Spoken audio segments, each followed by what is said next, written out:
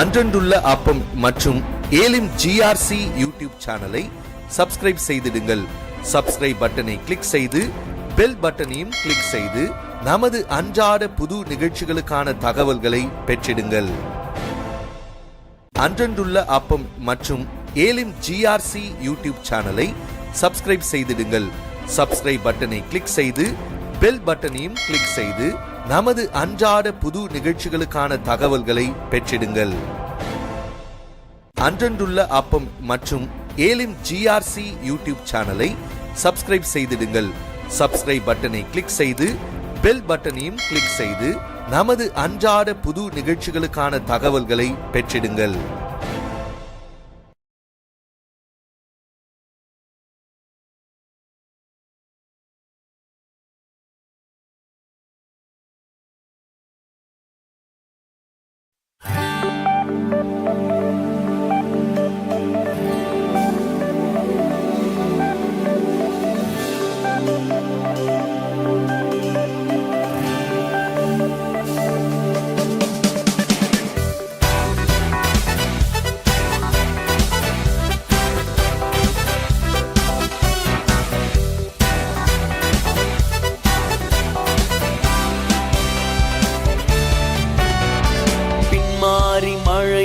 பொழியட்டுமே, வானத்தின் மதகுகள் திறக்கட்டுமே, அக்கினி பெருமழை இறங்கிடவே எலியாக்களை எழுப்பும்.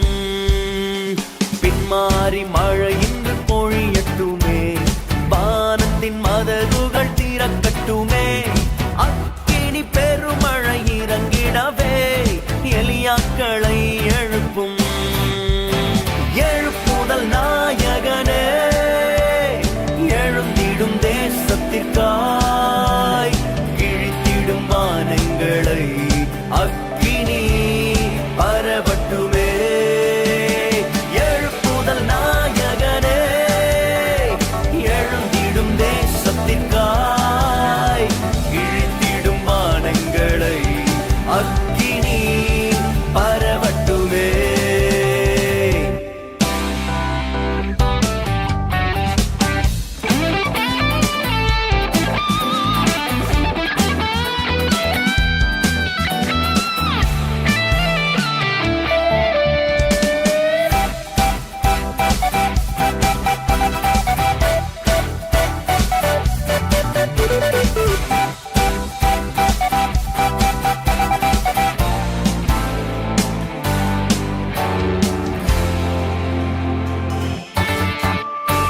எலியாவின் ஆவியால் நிறைத்திடுமே, முழங்கால்கள் யாவையும் முடக்கிடுமே, கர்த்தரே தேவன் என்று முழங்கிடவே எலியாக்களை எழுப்பும். எலியாவின் ஆவியால் நிறைத்திடுமே, முழங்கால்கள் யாவையும் முடக்கிடுமே, கர்த்தரே தேவன் என்று முழங்கிடவே எலியாக்களை எழுப்பும். எழுப்புதல் நாயகனே, எழுந்திடும் தேசத்திற்காய், கிழித்திடும் வானங்களை அக்கினி பரவட்டுமே. எழுப்புதல் நாயகனே, எழுந்திடும் தேசத்திற்காய், கிழித்திடும் வானங்களை அக்கினி பரவட்டுமே.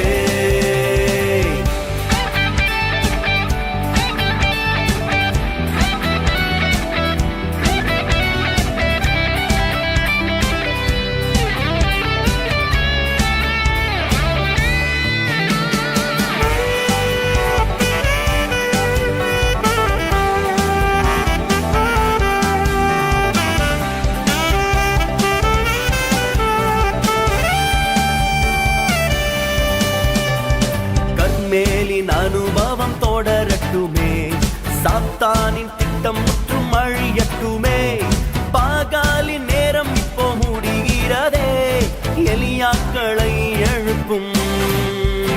கர்மேலின் அனுபவம் தொடரட்டுமே, சாத்தானின் திட்டம் முற்றும் அழியட்டுமே, பாகாலின் நேரம் இப்போ முடிகிறதே எலியாக்களை எழுப்பும். எழுப்புதல்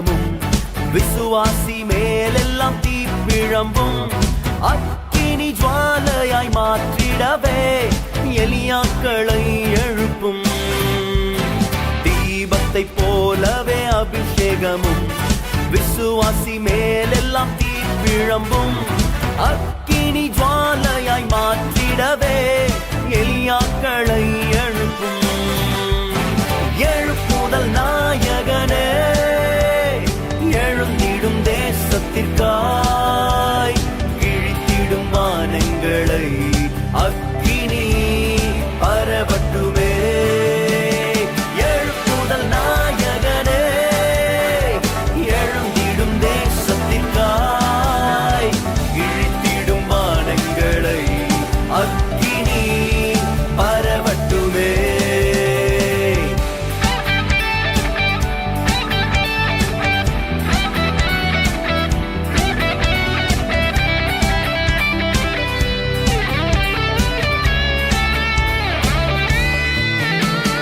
கிருபையின் காலங்கள் முடிகிறதே வருகையின் நேரம் வந்திட்டதே தேசத்தை குலுக்கி அசைத்திடவே எலியாக்களை எழுப்பும் கிருபையின் காலங்கள் முடிகிறதே வருகையின் நேரம் வந்திட்டதே தேசத்தை குலுக்கி அசைத்திடவே எலியாக்களை எழுப்பும் எழுப்புதல் நாயகனே எழுந்திடும் தேசத்திற்காய் கிழித்திடும் வானங்களை அக்கினி பரவட்டுமே எழுப்புதல் நாயகனே எழுந்திடும் தேசத்திற்காய்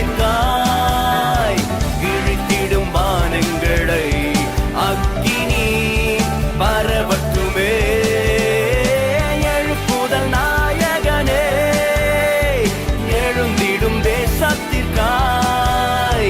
கிழித்திடும் வானங்களை அக்கினி பரவட்டுமே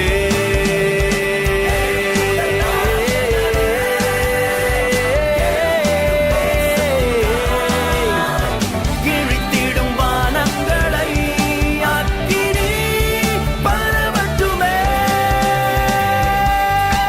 கடைசி நாட்களிலே மாம்சமான யாவர் மேலும் என் ஆவியை ஊற்றுவேன் என்று சொன்ன தெய்வமே உம்முடைய ஆவியை இன்றைக்கு எங்களுடைய வாலிபர்கள் மேலிலும் எங்களுடைய முதியோர்கள் மேலிலும் விசுவாசிகள் மேலிலும் உம்முடைய ஆவியை நீர் அளவில்லாமல் ஊற்றுவீராக எங்கள் தேசம் கர்த்தரை அறிகிற அறிவினாலே நிரம்பி இருப்பதாக எங்கள் சபைகள் உம்முடைய ஆவியானவரால் நிரப்பப்பட்ட சபைகளாய் இருப்பதாக உலர்ந்த எலும்புகள் பெரிய சேனைகளாய் எழும்புவதாக மரித்தவைகள் எல்லாம் ஜீவன் பெற்று எழும்புவதாக.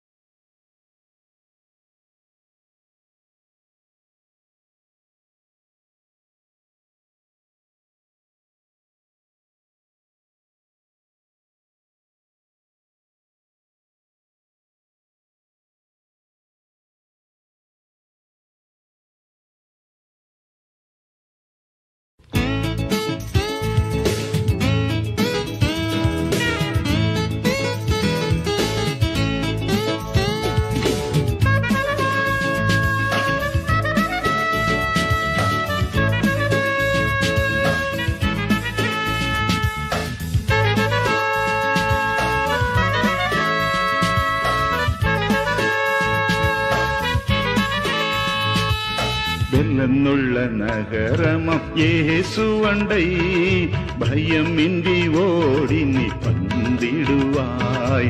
சஞ்சலத்திற்கொரு வழி இல்லையே, சந்ததம் அவர் நம்மை காத்துக் கொள்வார், காத்துக் கொள்வார், காத்துக் கொள்வார். சந்ததம் அவர் நம்மை காத்துக் கொள்வார்.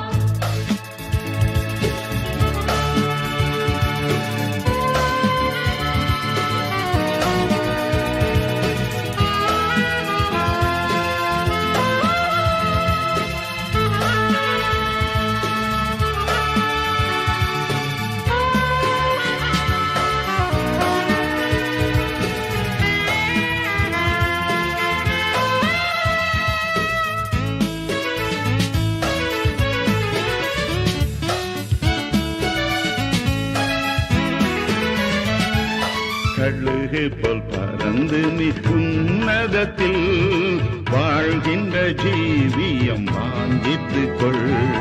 காத்திருந்திடுகையில் ஈந்திடுவார் பெருக்கமுள்ள பெல்லன் மகளுக்கு, மகளுக்கு, மகளுக்கு.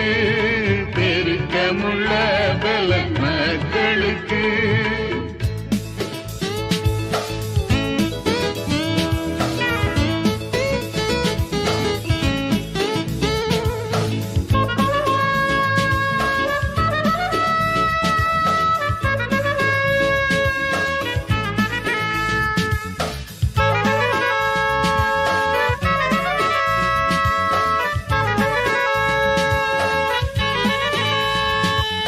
மரணம் வருகிலும் பயப்படாதே, விரைந்துன்னை கர்த்தர் தான் காத்திடுவார். யாதொன்றும் உன்னை பயப்படுத்த எங்கும் இல்லை என்று விசுவாசிப்பாய், விசுவாசிப்பாய், விசுவாசிப்பாய். எங்கும் இல்லை என்று விசுவாசிப்பாய்.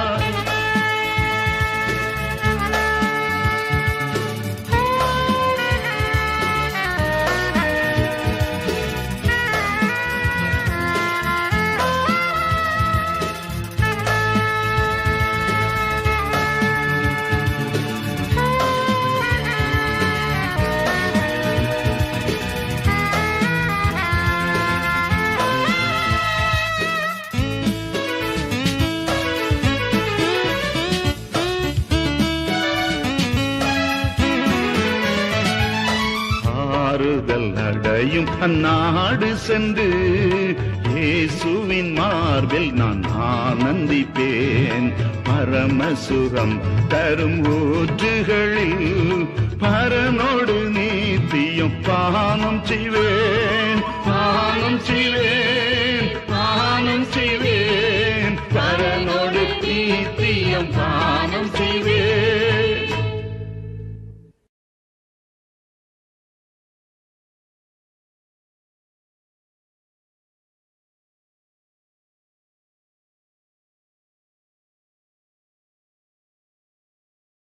அன்றன்றுள்ள அப்பம் மற்றும் ஏலிம் ஜிஆர்சி யூடியூப் சேனலை சப்ஸ்கிரைப் செய்திடுங்கள். சப்ஸ்கிரைப் பட்டனை கிளிக் செய்து பெல் பட்டனையும் கிளிக் செய்து நமது அன்றாட புது நிகழ்ச்சிகளுக்கான தகவல்களை பெற்றிடுங்கள். அன்றன்றுள்ள அப்பம் மற்றும் ஏலிம் ஜிஆர்சி யூடியூப் சேனலை சப்ஸ்கிரைப் செய்திடுங்கள். சப்ஸ்கிரைப் பட்டனை கிளிக் செய்து பெல் பட்டனையும் கிளிக் செய்து நமது அன்றாட புது நிகழ்ச்சிகளுக்கான தகவல்களை பெற்றிடுங்கள். அன்றன்றுள்ள அப்பம் மற்றும் ஏலிம் ஜிஆர்சி யூடியூப் சேனலை சப்ஸ்கிரைப் செய்திடுங்கள்.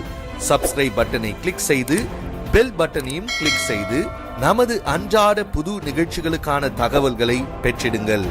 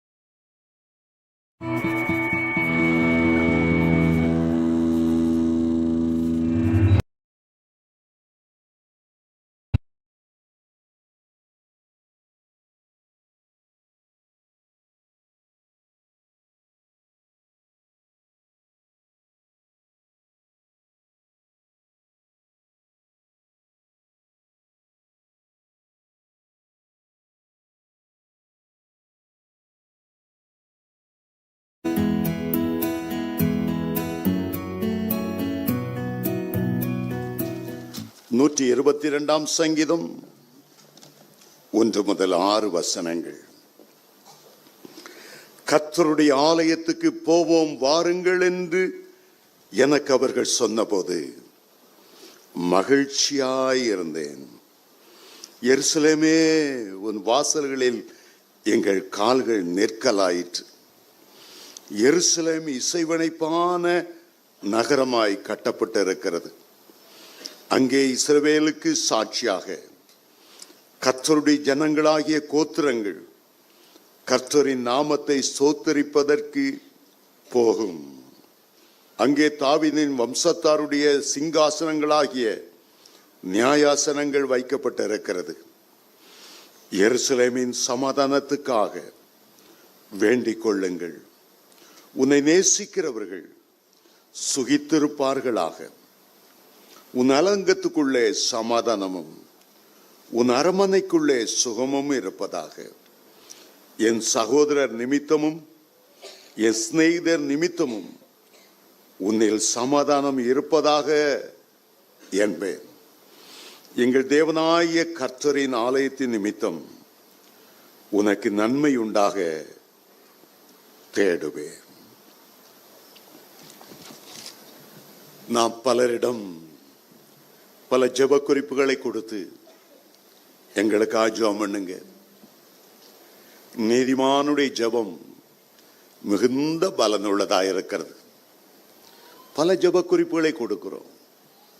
எங்களுடைய பிள்ளைகளுக்கு கல்யாணம் ஆகல பிரதர், கல்யாணம் கட்டி கொடுத்து 5 வருஷமா குழந்தை இல்லை பிரதர், வறுமை வாட்டுகிறது, கடன் பிரச்சனையினால குடும்பமாய் தற்கொலை பண்ணலாம் என்று எண்ணுகிறோம். ஒவ்வொரு குடும்பத்திலும் ஒவ்வொரு பிரச்சனைகள். பல ஊழியக்காரர்களுக்கு கடிதம் எழுதுகிறோம், எங்களுக்காக ஜெபித்துக் கொள்ளுங்கள். ஆனால் பரலோக தேவன் நம்மிடத்துல வந்து சில ஜெப குறிப்புகளை கொடுக்கிறார்.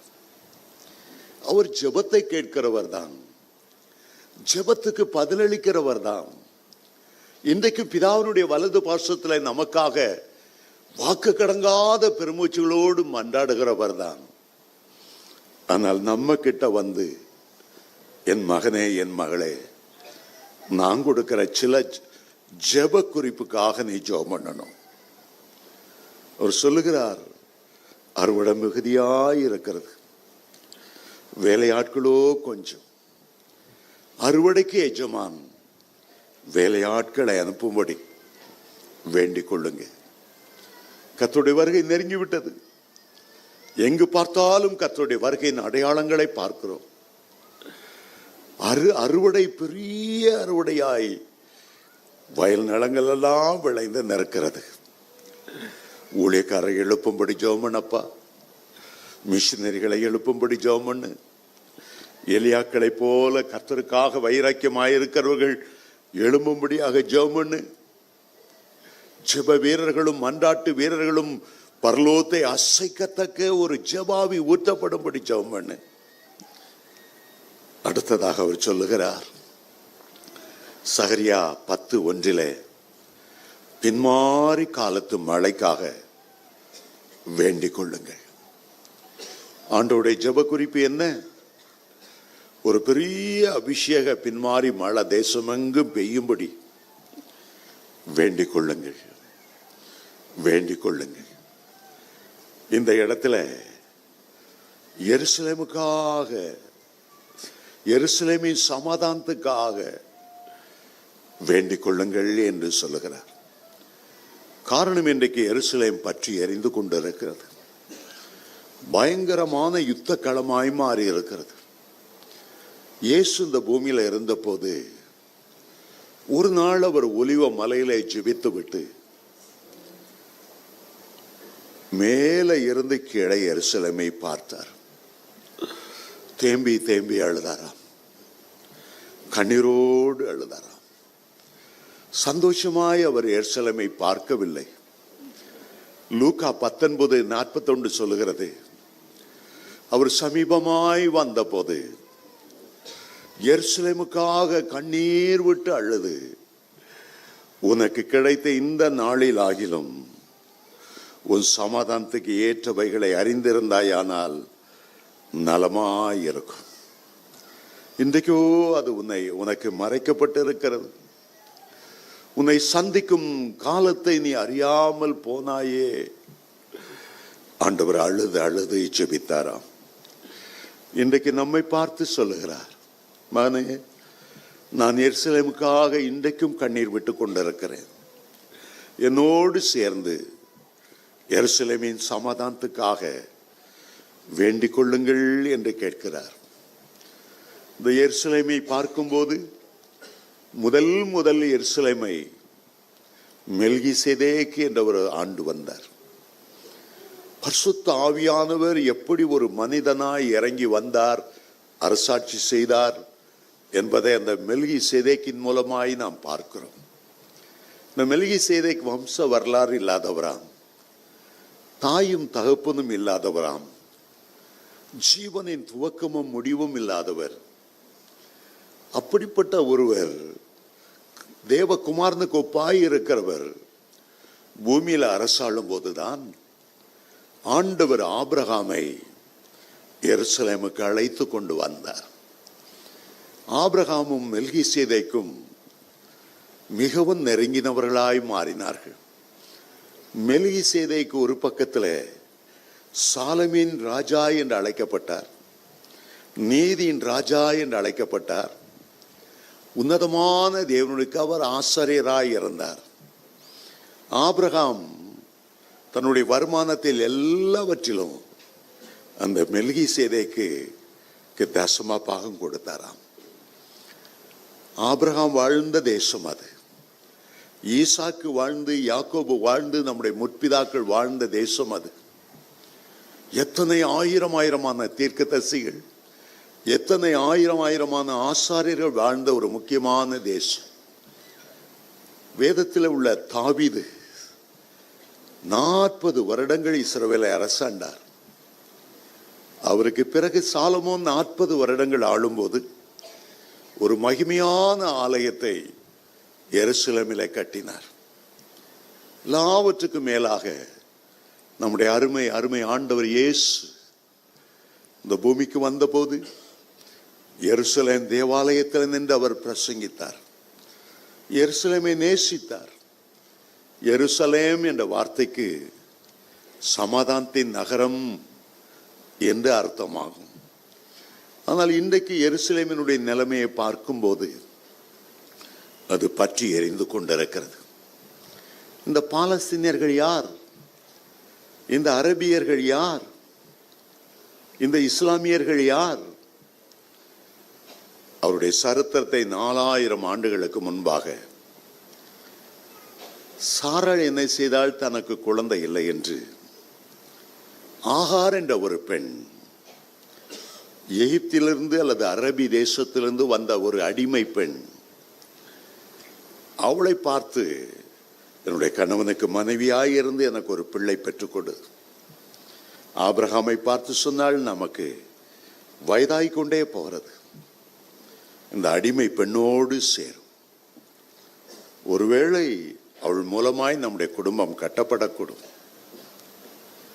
அந்த கூடுகை இயற்கைக்கு அப்பாற்பட்டது, விபரீதமானது. எபிரேய வம்சத்தில் உள்ள ஆபிரகாம் அரபு தேசத்தில் உள்ள அரபியாகிய அந்த ஆகாரை திருமணம் செய்யும்போது அது ஒரு கலப்பு திருமணம் போல. ஒரு குதிரையோடு சேர்ந்தால் குதிரை குட்டி பிறக்கும். ஒரு குதிரை கழுதையோடு சேர்ந்தால் பிறக்கிற குட்டிக்கு பேரு கோவேரி கழுதை. குதிரை எப்போதும் குதிரையோட தான் சேரணும், கழுதையோட சேரக்கூடாது. சேர்ந்தால் ஒரு கலப்பு இனம், முரட்டுத்தனமுள்ள ஒரு கோவேரி கழுதை. அப்படி இஸ்மவேல் பிறந்தான். அவன் பிறப்பதற்கு முன்பாகவே தாயின் வயிற்றிலே இருக்கும்போதே தேவதூதன் அவனுக்கு தோன்றி, தாய்க்கு தோன்றி, உனக்கு பிறக்க போகிறவன் துஷ்ட மனுஷனாயிருப்பான். வேறு வார்த்தையில் சொல்ல போனால் அவன் ஒரு டெரரிஸ்டாக இருப்பான், அவன் மிருகத்தனமாக இருப்பான், ஈவு இரக்கமில்லாமல் இருப்பான். அதுதான் ஆபிரகாமுக்கும் ஆகாருக்கும் பிறந்த இஸ்மவேலை பற்றி ஆண்டவர் சொன்ன ஒரு காரியம். கர்த்தர் ஏற்கனவே ஆபிரகாமிடத்தில் சொல்லியிருந்தார், உனக்கு நான் ஒரு குமாரனை தருவேன். சாராளிடத்தில் பிறக்கிற அந்த குழந்தை தான் வாக்கு தத்தத்தின்படி உள்ள ஒரு குழந்தை. அதற்காக பொறுத்திரு. ஆனால் தேவ சுத்தத்துக்காக ரெண்டு பேரும் பொறுத்திராமல், ஆபிரகாமும் சரி சாராளும் சரி பொறுத்திராமல் ஆகாரை கொடுத்ததினாலே இந்த பிரச்சனை உண்டானது. இஸ்மவேல் பிறந்து 14 வருஷம் சாராளுக்கு ஒரு குழந்தை பிறந்தது. அவனுடைய பெயர் ஈசாக். ஈசாக் என்றால் புன்னகையின் மைந்தன். ஈசாக் என்றால் நகைப்பு, சிரிப்பு, ஒரு சந்தோஷம்.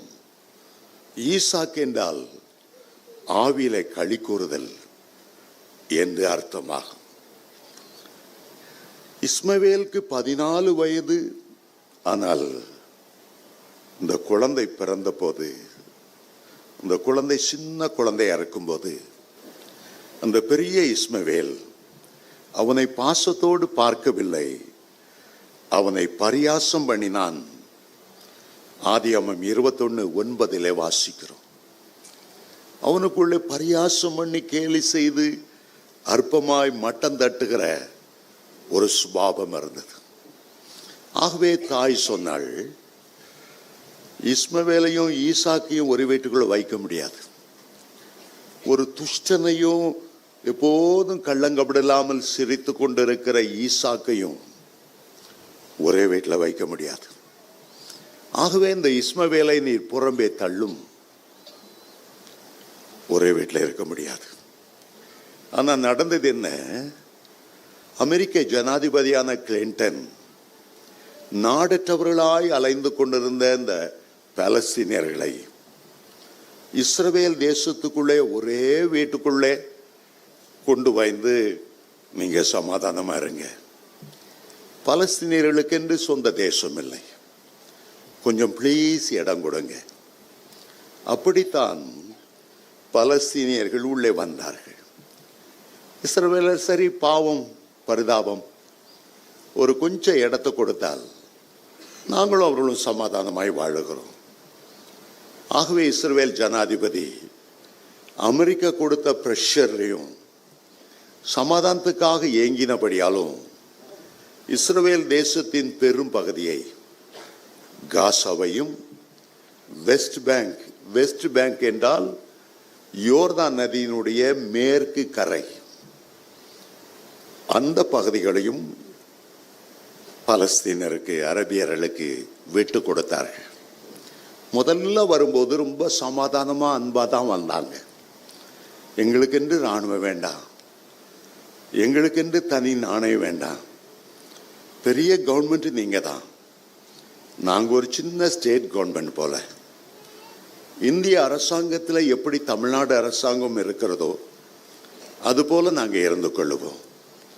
உள்நாட்டு பாதுகாப்புக்காக எங்களுக்கு வெறும் போலீஸ் படை இருந்தால் போதும்.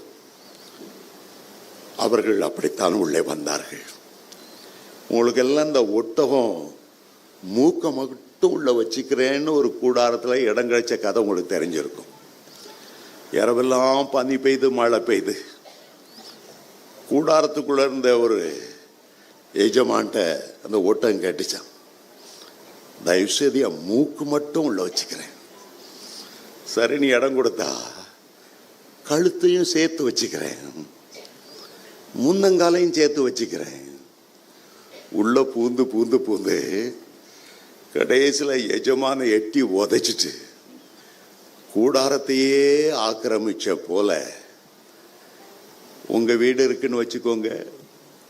எதிரில் ஒருத்தன் கூடாரம் போட்டு பரதாமா உட்கார்ந்துட்டு இருக்கான். உங்க வீட்டில் வந்து கேட்குறான், உங்க வீட்டில் இந்த கேரேஜ் கார் நிறுத்துற இடம் சும்மா தானே இருக்கு, தயவுசெய்து அங்கே உள்ள வரட்டும். உள்ள கொஞ்சம் இடம் கொடுத்துட்டீங்கன்னு வச்சுக்கோங்க. இடம் கொடுத்த ஆளுக்கு இந்த 3 வாலிபர்களை இடம் பிடிச்சவன் உள்ள வந்து கழுத்தை வெட்டி கொண்டு போட்டு போயிட்டான், உங்க பிள்ளையை கொண்டு போட்டு போயிட்டான்னு வச்சுக்கோங்க. உங்க வீட்டுக்குள்ளேயும் பெருச்சாளி குழி பறிக்கிறது போல டனல்ஸ், சுரங்க பாதை அதை அமைச்சு பக்கத்து நாடுகளுக்கு போற அளவுக்கு வீடு பூரா குழி பறிச்சிருக்கிறான். வீட்டை வாடகை கொடுத்த நீங்க என்ன செய்வீங்க? அதை தான் இன்றைக்கு இஸ்ரவேல் செய்து கொண்டிருக்கிறது. 2500 ராக்கெட்டுகள் பாலஸ்தீனியர் எருசலேமை நோக்கி எய்து கொண்டே இருக்கிறாங்க. சில ஏவுகணைகள் அந்த ரன்வேல வந்து விழுகிறது. அங்கே மற்றவங்க விமானம் நின்றுட்டு இருந்தா என்ன ஆகிறது? அந்த விமானம் ஒன்றில்லாமல் போய்விடும். இதுதான் இன்றைக்கு நடந்து கொண்டிருக்கிறது. நான் அங்கே இருக்கும்போதே பல ராக்கெட்டுகள் வந்து வந்து வந்து எருசலேம் பக்கத்தில் விழுகிறதை பார்த்தேன். இயேசு அழைக்கிறார், பிரேயர் டவர் அங்கே இருக்கிறது. அந்த பிரேயர் டவர் அவங்களை வாடகை கொடுக்கும் முன்னாலேயே அணுகுண்டுக்கோ அல்லது ஏவுகணைகளுக்கோ மறைவிடமாக நடு பகுதி அவங்க வச்சிருக்காங்க. சைரன் அடிச்சா போதும், ஓடி போய் அதற்குள்ள ஒளிந்து கொள்ளணும். அப்போது அந்த தாக்குதல் நம்ம மேல விழாதபடி பாதுகாக்கப்படும். எந்த வீடை பார்த்தாலும் இஸ்ரவேல் தேசத்துல இந்த ஏவுகணைக்காக அவர்கள் பயந்து அப்படி மறைவிடங்களை வைத்திருக்கிறார்கள். என்னதான் ராக்கெட் வந்து மோதினாலும் உள்ள இருக்கிறவங்கள ஒன்றும் செய்ய முடியாது. உள்ள நிறைய உணவுப் பொருட்கள் மாச கணக்காக சேகரித்து வைத்திருக்கிறார்கள். இந்த ஒரு மாசத்துல 2500 ஏவுகணைகள். ஒரு ஏவுகணையை ஆகாயத்தில் தடுத்து நிறுத்தணும்னா எருசலேமில் வந்து விழாதபடி அயன் டோம் என்று சொல்லுகிறார்கள். 6 லட்சம் ரூபாய் ஆகும் செலவாகும் ஒரு ஏவுகணை வராதபடி ஆகாயத்தில் அதை தடுத்து நிறுத்தி முறியடிப்பதற்கு. ஒரு ஏவுகணைக்கு 6 லட்சம் ரூபாய் என்றால் 2500 ஏவுகணைகளை தடுத்து நிறுத்த வேண்டும் என்றால் என்ன நிலைமை? இன்றைக்கு 2 பக்கமும் பலத்த சேதம். பலஸ்தீனர்கள் 1000 பேர் கொல்லப்பட்டிருக்கிறார். ஆனால் ஒரு பலஸ்தீனாவது அந்த ஹமாஸ் என்கிற தீவிர இயக்கத்தினரை பார்த்து ஏன் சும்மா அவங்கள வம்புக்கு இழுக்கிறா?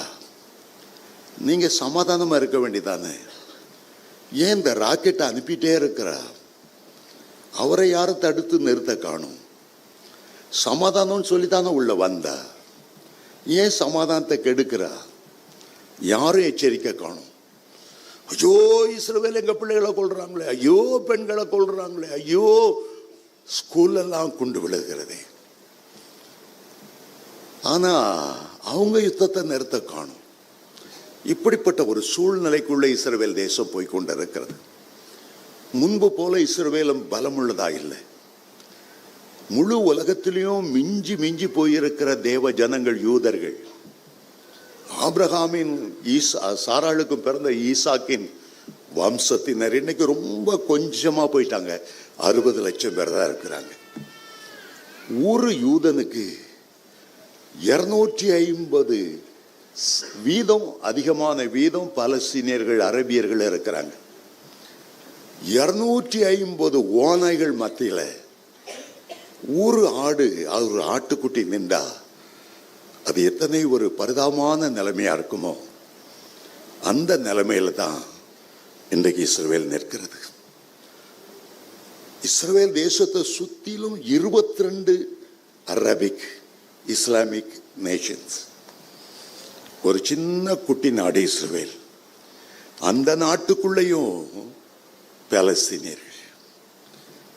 ஈசாக்கு என்ன செய்யறான்? அவன் செய்யறதெல்லாம் அப்படியே சிரிச்சிட்டே இருக்கிறான். இவன் துஷ்ட மனுஷனா இருந்தாலும், அவனை பரியாசம் பண்ணாலும், ஈசாக்கு செய்கிற காரியம் சிரிச்சிட்டே இருக்கிற காரியம் கர்த்தர் பார்த்து கொள்வார். சிரிச்சிட்டே இருக்கிறான். சாத்தான் அணுகுண்ட போட்டாலும், சாத்தானே நீ எங்களை ஒன்றும் செய்ய முடியாது, நாங்கள் கர்த்தருடைய ஜாதி, தேவனால் தெரிந்து கொள்ளப்பட்ட ஜனங்கள், சிரித்து கொண்டே இருக்கிறான். உன்னுடைய எல்லா முயற்சிகளும் உடைக்கப்படும். நான் நம்பி இருக்கிற ஆண்டவர் பெரியவர். ஈசாக்கு என்றால் புன்னகை என்ற அர்த்தம். இன்றைக்கு நாம் ஈசாக்கின் சந்ததியை போல வாக்குத்தத்த சந்ததியாய் இருக்கிறோம். இஸ்மாயில் மாம்சத்தின்படியான ஒரு சந்ததி, ஆனால் ஈசாக்கு வாக்குத்தத்தின்படியான சந்ததி. கலாத்தியர் 4:29 அப்போஸ்தலனாகிய பவுல் எழுதுகிறார், மாம்சத்தின்படி பிறந்தவன் ஆவியின்படி பிறந்தவனை அப்போதிலிருந்தே அவன் ஒடுக்கி கொண்டிருக்கிறான். ஆவியினால் பிறந்தவர்களை, தேவ ஜனங்களை அன்றைக்கு இஸ்மவேல் ஒடுக்கினது போல, துஷ்ட மனுஷனாய் இருந்து அழித்தது போல இன்றைக்கும் அழிக்க முயற்சித்துக் கொண்டிருக்கிறான். தேவ ஜனங்கள் என்ன செய்யணும்? ஆண்டவரே, நீர் பார்த்து கொள்ள போகிறதுனால உமக்கு ஸ்தோத்திரம். சாத்தானே, உன்னுடைய முயற்சி தோல்வியடைய போகிறது, நீ தோத்து போகிறாய். ஈசாக்கை போல ஒரு மனமகிழுகிற ஒரு அபிஷேகம், கர்த்தரிலே ஒரு களி கூறுகிற ஒரு அபிஷேகத்தை கர்த்தர் தேவ ஜனங்களுக்கு தருகிறார். இந்த நாட்களில் நாம் எல்லாரும் கர்த்தரிலே களி கூற வேண்டும் என்று தேவ ஆவியானவர் விரும்புகிறார். அன்றைக்கு நெகேமியா சொன்னார், உங்களுடைய பலன் எதில் இருக்கிறது? மிசைல்ஸிலோ ஏவுகணைகளிலோ, வேறு எதிரையும் இல்லை. நெகேமியா 8:10 சொல்லுகிறது, கர்த்தருக்குள் மகிழ்ச்சியாய் இருப்பதே உங்களுடைய பலன். கர்த்தருக்குள் மகிழ்ச்சியாய் இருப்பதே உங்களுடைய பலன். ஆகவேதான் ஈசாக்கு பிறக்க போகிறான் என்றதும் ஆபிரகாம் சிரித்தாராம் 99 வயசுல எனக்கு எப்படி பிள்ளை பிறக்கும்? ஆதியாகமம் 17:17 வாசிக்கிறோம். ஆதியாகமம் 18:12 அடுத்த வருஷம் நான் வருவேன், நீ ஒரு குழந்தை வைத்து கொண்டிருப்பாய். சாராளிடத்துல சொன்னபோது அவள் சிரித்தாளாம். இது எப்படி ஆகும்? ஸ்திரீகளுக்குரிய வழிபாடு நின்று போயிடுச்சு, என்னுடைய கணவனுடைய சரீரமும் தொய்ந்து போய்விட்டது. சிரித்தார்களாம். பிறகு குழந்தை பிறந்த உடனே ஆதியாகமம் 21:6 சாராள் சொல்லுகிறாள், இந்த குழந்தையும் என்னையும் பார்க்கிறவங்க எல்லாம் சிரிப்பாங்க. ஒருவேளை நான் இமேஜின் பண்றேன், ஆபிரகாமுக்கு ஒரு 100 வயசு, இப்போ சாராளுக்கு 90 வயது. குழந்தைய தூக்கிட்டு ரயில்வே ஸ்டேஷன் ரோட்ல அப்படி 2 பேரும் வாக்கிங் போறாங்கன்னு வைத்துக் கொள்ளுவோம். நம்ம சண்டே சர்வீஸ் முடிச்சுட்டு கீழே போறோம். 100 வயசு ஆபிரகாம் கையில் ஒரு தடியை பிடிச்சிட்டு பேசிட்டு போறாரு. தெருவில் உள்ள மக்கள் என்ன நினைப்பாங்க? அடே, 100 வயசுல போட்டு குழந்தை பத்துட்டானே. 99 கிழவி. தெருவில் இருக்கிறவங்க எல்லாம் சிரிக்கிறாங்க. ஒரு பக்கம் ஈசாக்கு சிரிக்கிறான், ஒரு பக்கம் ஆபிரகாம் சிரிக்கிறார், சாராள் சிரிக்கிறார், ஊரே சிரிக்கிறது. ஈசாக்கு எவ்வளவு துஷ்ட மனுஷன் எழும்பினாலும் அவன் சிரித்து கொண்டே இருக்கிறவன். அப்போஸ்தலனாகிய பவுல், கிறிஸ்துவுக்குள் சந்தோஷமா இருங்க, எப்போதும் சந்தோஷமா இருங்கள் என்று மறுபடியும் உங்களுக்கு சொல்லுகிறேன் என்று பிலிப்பியர் 4:4 அவர் சொன்னார். இயேசு கிறிஸ்துவை தேவகுமாரனாக ஆண்டவர் பூமிக்கு அனுப்பினார். ஆனால் அரேபியர்கள் இயேசுவை ஏற்றுக்கொள்ளல. அவர்கள் முகமது நபியை தங்களுடைய தீர்க்கதரிசியாய் அவர்கள் ஏற்றுக்கொண்டார்கள். இயேசு ஒரு யுத்தமும் செய்யவில்லை, ஆனால் முகமது நபி அவ்வளவு யுத்தங்களை செய்தார். இன்றைக்கு உலக முடிவில் கிறிஸ்தவர்களுக்கு விரோதமாக எழும்புகிற ஒரு பெரிய மார்க்கம் அரேபியர்களுள்ள இஸ்லாம் மார்க்கம் தான். அமெரிக்காவில் உள்ள ட்வின் டவர்ஸ் அடித்ததும் அவர்கள்தான். பாம்பேயில் உள்ள தாஜ் 5 ஸ்டார் ஹோட்டல் அதை அடித்த தீவிரவாதிகள் அவ்வளோ பேரும் இஸ்லாமியர்கள். காரணமில்லாமல் நம்முடைய தேசத்தில் எண்ணற்ற ரத்தம் ஓடிக்கொண்டே இருந்தது. அருமையான தேவனுடைய பிள்ளைகளே, நேரம் கடந்து போகிறபடியால் நான் சுருக்கிக் கொள்ளுகிறேன். இன்றைக்கு பலவிதமான ஆவிக்குரிய யுத்தங்கள் தேவ ஜனங்களுக்கு விரோதமாய் வந்திருக்கிறது. இயேசுவை இந்த பூமியில் அனுப்பும்போது ஒரு ஈசாக்குக்குரிய ஒரு அபிஷேகத்தை ஆண்டவர் கொடுத்தார்.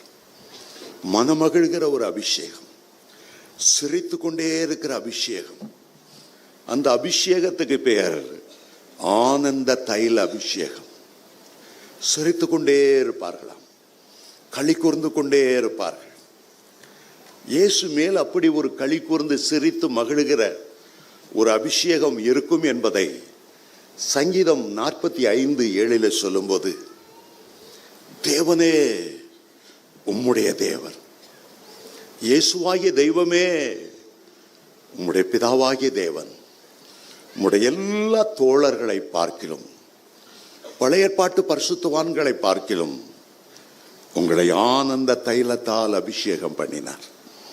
இந்த ஆனந்த தைல அபிஷேகம் வரும்போது உலகத்தில் உள்ள பிரச்சனைகளையும் போராட்டங்களையும் மறந்து, எவ்வளவு தீய மனுஷர் உங்களுக்கு விரோதமாக எழும்பியிருந்தாலும், உன்னுடைய பேரை கெடுக்கிறனா இல்லையா பார், உன்னை கோட்டில் இழுத்து உன்னை கேவலப்படுத்துகிறனா இல்லையா பார், அவ்வளவு பேர் மத்தியிலும் ஆனந்த தைலத்தால் நிரம்பி கர்த்தருக்குள்ள மகிழ்கிற ஒரு பாக்கியம்தான் இந்த கடைசி காலத்திலே வாக்கு தத்தத்தின் பிள்ளைகளாகிய நமக்கு ஆண்டவர் தருகிறார்.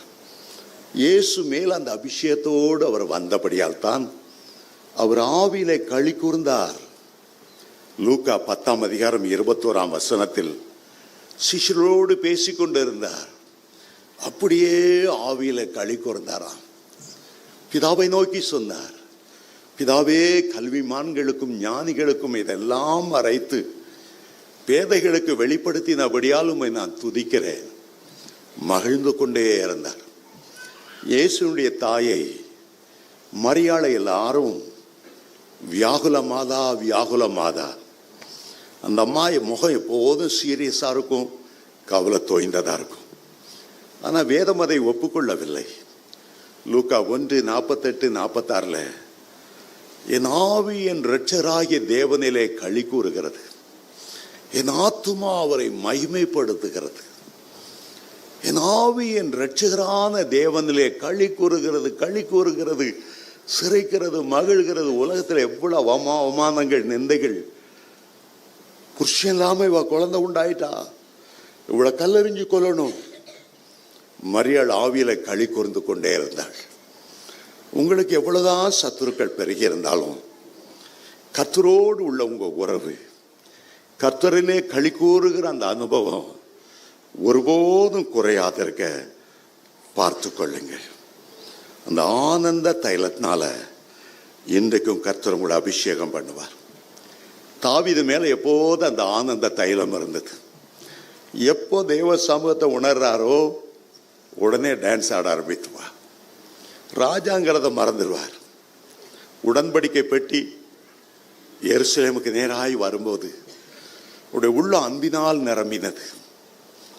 ஐயோ, என்னுடைய ஆண்டவர் என்னை தாழ்விலே என்னை தெரிந்தெடுத்து ஆடு மேய்த்த என்னை சக்கரவர்த்தியாய் மாற்றினார்.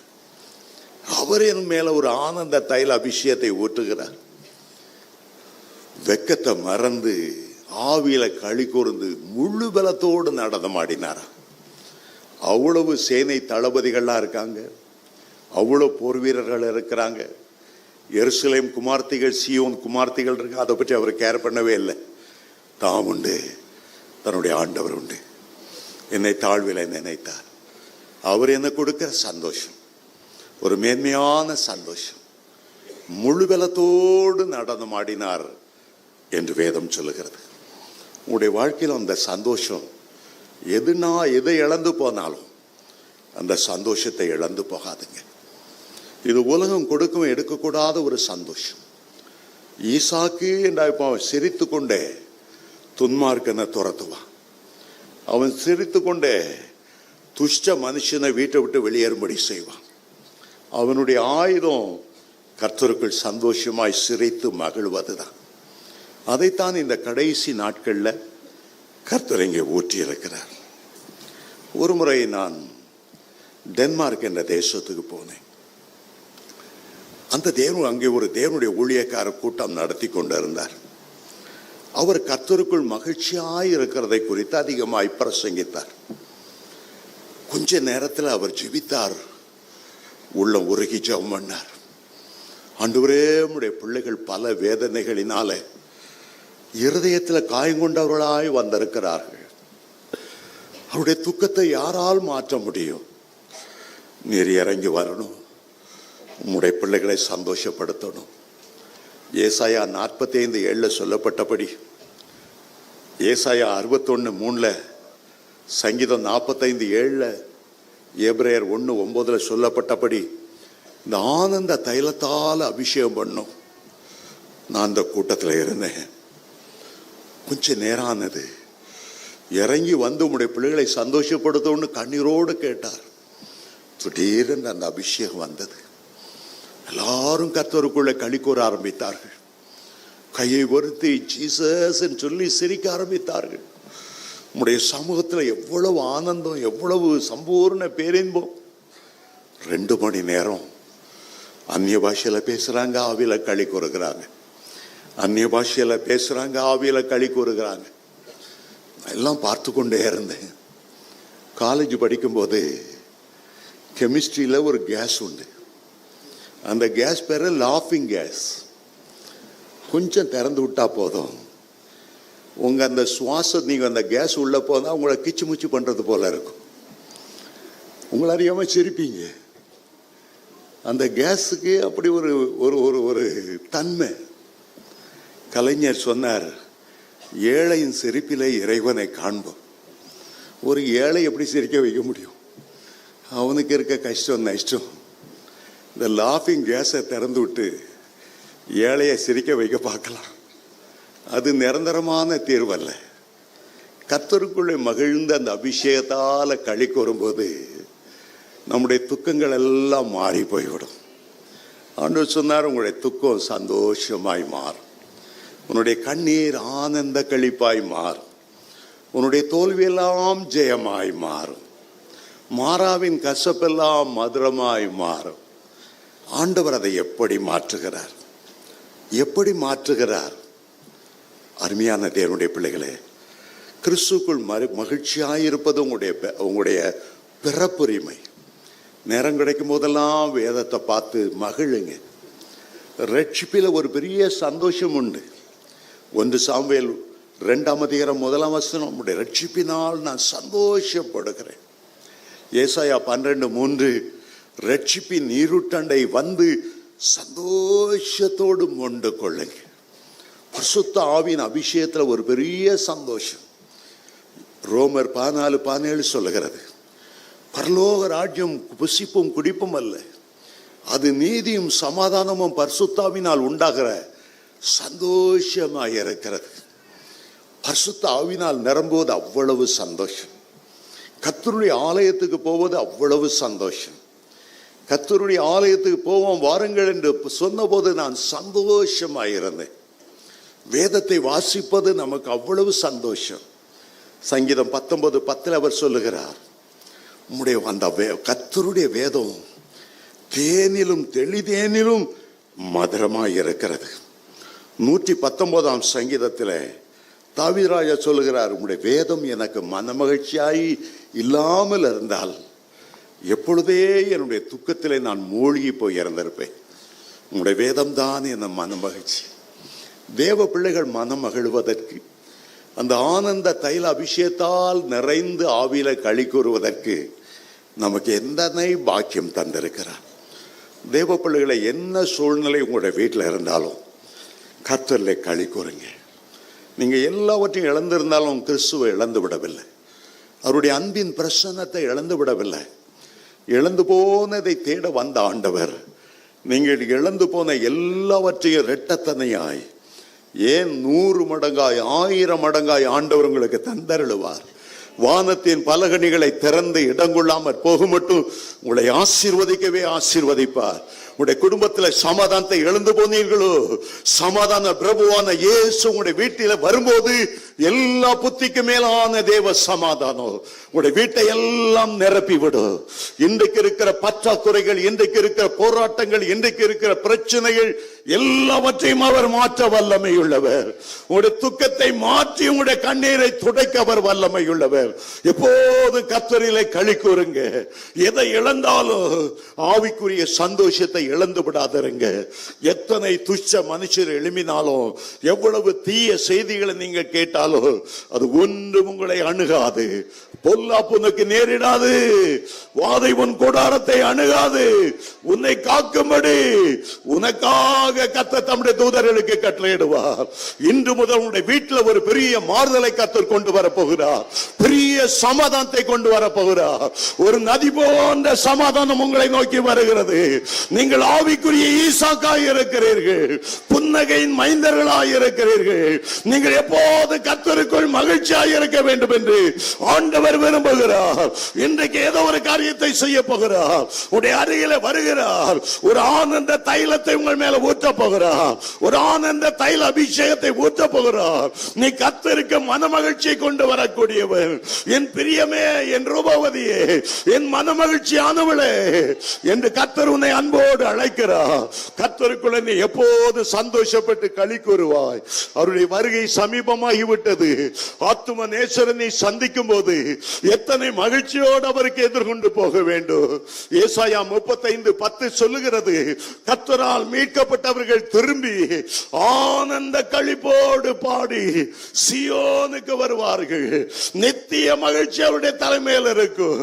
கர்த்தர் அப்படியே உங்களை ஆசீர்வதிக்க விரும்புகிறார். ஏதோ ஒரு புதிய காரியத்தை உங்களுடைய வீட்டில் செய்ய விரும்புகிறார். பல போராட்டங்கள் வழியாய் நீங்கள் வந்திருக்கிறீர்கள். உள்ளத்தில் பல காயங்களோடு நீங்கள் வந்திருக்கிறீர்கள். காயங்களை ஆற்றுகிறவர் இன்றைக்கு ஆனந்த தைலத்தினால் உங்களை நிரப்ப போகிறார். அவர் இயேசு கிறிஸ்து. அவர் ஆவியில களி கூர்ந்தவர். ஆவியில களி கூர்ந்தவர் அந்த களி கூறுதலை உங்களுக்கு தருகிறார். கிறிஸ்துவுக்குள் மகிழ்ச்சியாய் இருப்பதா உங்களுடைய பலனாய் இருக்கிறது. நாம் எழுந்து நிற்க போகிறோம். நாம் எழுந்து நின்று கொஞ்ச நேரம் கர்த்தரை துதிக்க போகிறோம். அந்த ஆனந்த தைலத்தின் அபிஷேகத்தால கர்த்தர் உங்களை நிரப்ப வேண்டும் என்று விரும்புகிறார். எதை இழந்தாலும் ஆவிக்குரிய களி கூறுதலை இழக்காதருங்க. உலகம் கொடுக்க எடுக்கக்கூடாத சந்தோஷத்தை இழந்து போகாதருங்க. ஹல்லேலூயா. அதுதான் உங்களுடைய பலன். அதுதான் உங்களுடைய பலன். இஸ்மவேல் எவ்வளவு முரட்டுத்தனமாய் இருந்தாலும், எவ்வளவு தீவிரவாதியா இருந்தாலும், எவ்வளவு ஒரு துஷ்ட மனுஷனா இருந்தாலும், ஈசாக்கு அதன் மத்தியில சிரித்து கொண்டே இருந்தார். கர்த்தர் அவருக்கு ஜெயம் கொடுத்தார். இஸ்மவேல் தான் வீட்டை விட்டு வெளியே போக வேண்டியது வந்ததை தவிர ஈசாக்கு போகவில்லை. அந்த தேவன் உன்னுடைய தேவன். உன்னுடைய வீட்டை விட்டு நீ போக வேண்டிய அவசியம் இல்லை. உன்னுடைய வீட்டில் பிசாசின் போராட்டம் இருக்கிறது. நீ போக வேண்டிய அவசியம் இல்லை. பிசாசை கட்டி பாதாளத்திலே அனுப்பக்கூடிய சர்வ வல்லமை உள்ளவர் உன்னுடைய வீட்டில வாசம் பண்ண விரும்புகிறார். தேவ தூதர்கள் உன்னுடைய வீட்டில இறங்கி உலவ போகிறார்கள். உன்னுடைய வீடெல்லாம் தேவனுடைய மகிமையால, தேவ பிரசன்னத்தால நிரம்பி இருக்க போகிறது. உன்னுடைய வீட்டை அவர் ஆசீர்வதிப்பார். உன் அப்பத்தையும் தண்ணீரை ஆசீர்வதிப்பார். எந்த வியாதி உன்னுடைய சரீரத்தில் இருக்கிறது போதில்லை. ஒரு பெரிய ஆரோக்கியம், தெய்வீக சுகம் உன்னை நிரப்புகிறது. இன்றைக்கு உனக்கு எதிர்பட்டு நிற்கிற ஒரு மனுஷனை காண போவதில்லை. ஒரு வழியாய் வந்தவர்கள் 7 வழியாய் உன்னை விட்டு ஓடுவார்கள். கர்த்தர் கர்த்தரே உனக்காக யுத்தம் செய்கிறவர். கர்த்தர் கர்த்தரே உனக்காக யாவை செய்து முடிக்கிறவர். அப்படி அந்நிய பாஷையில பேச ஆரம்பித்து விடு. ஒரு ஆனந்த தைல அபிஷேகத்தை கர்த்தர் ஊற்ற விரும்புகிறார். சத்தத்தை உயர்த்தி கர்த்தரிலே மகிழ்ந்து ஹalleluya, hallelujah, hallelujah, hallelujah. ஹalleluya பரபா ஷதரா கர்த்தருடைய வல்லமை இறங்கி வருகிறது. கர்த்தருடைய கரம் உன் மேல் அமர்ந்து விட்டது. உனக்காக அவர் யாவை செய்து முடிக்கிறவர். பலத்த பராக்கிரமசாலியாக கர்த்தர் உனக்காக எழுந்து நிற்கிறார். கர்த்தர் உனக்காக எழுந்து நிற்கிறார். எல்லா பயத்தின் ஆவியை உன்னை விட்டு அகற்றி ஒரு மன மகிழ்ச்சியின் அபிஷேகத்தை கொண்டு வருகிறார். கையில தட்டி ஆண்டவருக்கு நன்றி செலுத்து.